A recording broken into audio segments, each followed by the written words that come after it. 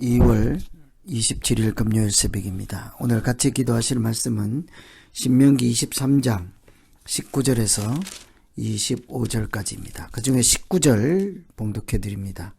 네가 형제에게 구워 주거든 이자를 받지 말지니 곧 돈의 이자, 식물의 이자, 이자를 낼 만한 모든 것의 이자를 받지 말 것이라. 아멘. 오늘은 하나님의 백성들이 가나안 땅에 들어가서 일상생활에서 아주 세부적인 사항까지 어떻게 믿음으로 살아가야 하는지에 대한 내용입니다. 아주 상세한 내용까지, 작은 것까지 규정하고 있는 것을 볼 수 있습니다. 세상 사람들은 경제적인 관념, 경제적인 기준을 가지고 생활을 한다고 할 수 있죠. 그러나 하나님의 백성들은 경제, 돈, 재물의 기준이 아니라 하나님의 뜻을 기준으로 삼고 생활하는 것이 믿음 생활이라 하겠습니다. 하나님의 뜻을 중심으로 그 땅에, 가나안 땅에 들어가서 어떻게 일상에서 살아가는 것이 하나님의 자녀로 살아가는 것일까? 이런 것 중에 하나가 오늘 이자를 받지 말라. 19절에 형제에게 구워 주거든 이자를 받지 말라. 돈이든지 식물이든지 어떤 종류의 것이든지 이자를 받지 말라. 형제들에게 이자를 받지 말라 하는 것은 그 형제들을 자기 경제적인 수단으로 이용하지 말라 하는 것이죠. 그 사람들을 내가 돈을 벌 그런 수단으로 여기지 말라. 이것은 교회에서도 마찬가지겠습니다. 교회에 가끔 비즈니스를 홍보하고 계모임을 하거나 또는 자기가 경제적 유익을 도모하기 위해서 그런 목적을 가지고 교회에 출석하는 사람들도 있겠지요. 국회의원이 표를 많이 얻기 위해서 교회를 간다면 그것 또한 마찬가지일 것입니다.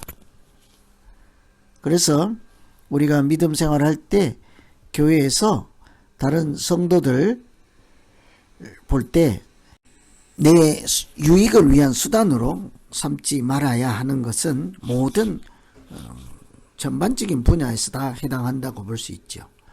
특별히 요즘 경제, 돈에 대한 그런 시대에서는 다른 사람을 이용해서 내가 더 이렇게 사업이 번창하거나 돈을 더 많이 모으거나 이런 수단이나 통로로 성도들을 보아서는 안 된다 하겠습니다. 형제에게 이자조차 받지 말라 하니까요. 어떤 것조차도 받지 말라 하지 않습니까?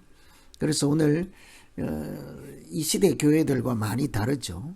교회 안에서도 여러 가지로 다른 사람들을 이용하여 내 유익을 취하려고 하는 그런 생각들을 할 수도 있지 않겠습니까?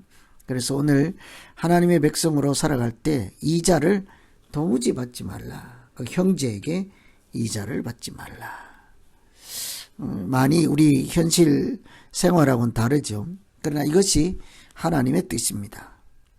사실은 서로 돈을 꿀 정도 되면 어렵다는 거잖아요. 교회에서는 어려운 사람들을 서로 도울 수 있는, 그래서 사도행전 2장에 보면 유무상통하지 않습니까? 서로 옛날에는 가난한 사람 도와주고 이렇게 서로 나누고 공동 관리하고 이상적인 하나님 나라의 모습을 우리가 잘 알고 있죠.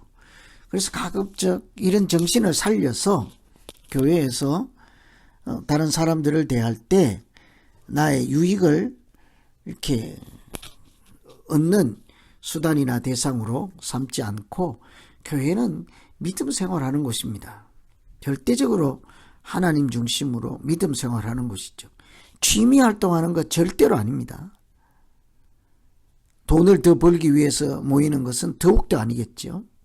그래서 이런 것을 깊이 생각하면서 형제에게 이자를 받지 말라 하는 하나님의 깊은 뜻이 무엇인지를 깊이 생각하시고 같이 기도하면 되겠습니다. 또 한 가지 살펴볼 것은 21절에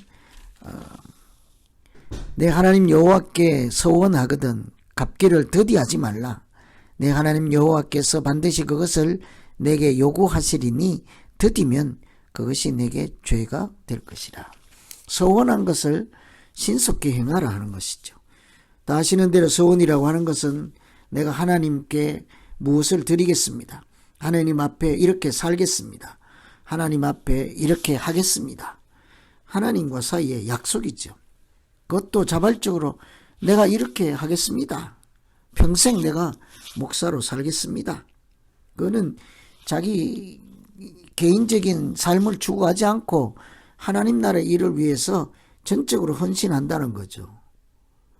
뭐 목사로 살면서 돈벌이에 관 정신이 없다면 그 하나님 앞에 헌신한 사람이 아니겠죠. 목사로 헌신하며 자기 취미 활동에 빠져 있는 사람도 안 맞겠죠.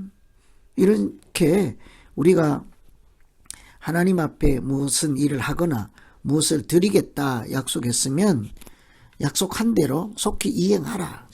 더디면 죄가 된다 했습니다. 하나님 앞에 우리가 드린다 하겠습니다 했다가 나중에 마음이 바뀌어서 못하겠습니다 안 하겠습니다 그러면 그 하나님을 기만하는 것이지 않겠습니까? 그래서 우리는 사무엘이 한나가 사무엘을 낳고 낳기도 전에 아들을 주시면 하나님께 드리겠습니다 해놓고 태어나면 아기가 이쁘니까 안 됩니다 못 드립니다 그렇게 하지 않죠. 아무리 해도 하나님 앞에 드리죠. 우리가 무엇이든지 자기가 급할 때는 하나님 내가 이렇게 하겠습니다. 살려주면 이렇게 하겠습니다. 병이 나으면 이렇게 하겠습니다. 내가 어떠면 이렇게 하겠습니다. 얼마든지 그렇게 해놓고는 실상 다 상황이 호전되고 괜찮아지면 어때요? 자기들이 한 약속을 모르는 척 해버리죠. 지키질 않습니다. 하나님을 우습게 여기는 거죠. 가볍게 여기는 거죠. 우리가 주일을 성수하는 것도 마찬가지입니다. 예배를 드리겠습니다. 내가 이제 평생 하나님을 찬양하고 예배드리는 자로 살겠습니다. 기도할 때는 해놓고 주일날 또 안 나타났죠. 주일날 그냥 자기 개인의 삶이 바쁜 거죠. 시간 나면 교회 오는 거예요. 어쩌다가 한 번씩 교회 오는 것입니다. 믿음 생활하는 것이 아니고 하나님을 아주 욕되게 하는 것이죠. 전혀 믿음이 없는 사람입니다. 그러니까 우리가 하나님 앞에서 진정한 믿음으로 사는 것은 결코 쉽지가 않습니다. 그러니 예수님도 날마다 자기를 부인하고 자기 십자가를 지고 오라 그 길이라고 하지 않습니까? 오늘 형제에게 이자를 받지 않을 정도로 형제를 사랑하고 그들의 아픔을 나의 아픔으로 여기고 하나님 앞에 약속한 것을 가볍게 여기지 않고 철저하게 지키며 믿음으로 살아갈 때 하나님께서 우리에게 말씀하시기를 그것이 복 있는 길이라고 하죠. 하나님께서 이렇게 말씀대로 살 때 범사에 복을 내리시리라. 이자를 받지 않고 살 때 하나님께서 여호와께서 네가 들어가서 차지할 땅에서 네 손으로 하는 범사에 복을 내리실 것이라. 말씀대로 사는 것이 복을 누리며 사는 것이다. 이런 것을 깊이 생각하시면서 크고 작은 일, 사소한 일에서조차 하나님의 자녀로 살아가는 길에 이렇게 이탈하지 아니하고 복 있는 믿음 생활 되시기를 간절히 기원합니다. 기도하겠습니다. 하나님 아버지, 약속의 땅에 들어가서 그 백성들이 어떻게 살아야 하는지 작은 일에서까지 아주 구체적으로 말씀해 주시니 감사합니다. 그 하나님의 뜻이, 그 하나님의 마음을 오늘 우리에게도 동일하게 적용해서 교우들에게 이렇게 내 유익을 취할 수단이나 대상으로 삼지 않고 이렇게 교회가 경제적인 이익을 도모하고 추구하는 그런 현장이 되지 않게 하시고 오직 믿음으로 하나님께 영광을 돌리는 그런 아름다운 공동체가 되게 하여 주시옵소서. 오늘 살아가는 우리의 삶이 오직 하나님께 영광을 돌리는 날 되게 해주시기 원하고 예수님 이름으로 기도합니다.